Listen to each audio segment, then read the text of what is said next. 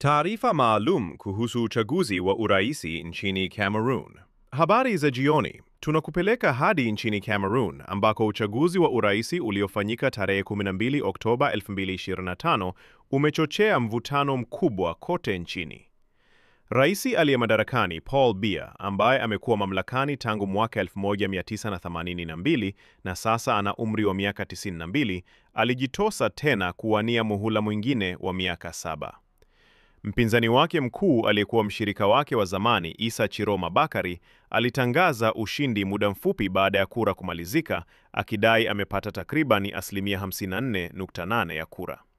Hata hivyo, takwimu za awali kutoka vyombo vya serikali na vyombo vya habari vilivyo karibu na serikali zilionyesha Rais Biya akiwa mbele.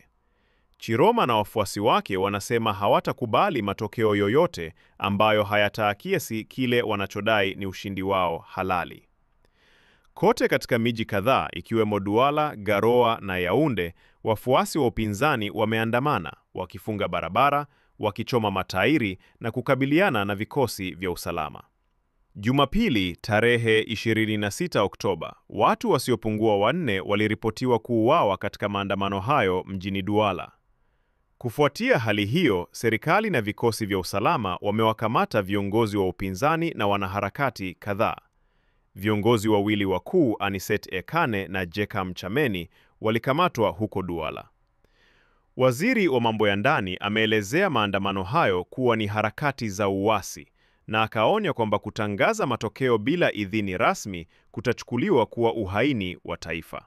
Baraza Kuu la Katiba nchini Cameroon limekataa kesi zote 10 zilizowasilishwa kupinga matokeo ya uchaguzi, likisema hakuna ushahidi wa kutosha na hivyo kufungua njia kwa kutangazwa rasmi kwa matokeo.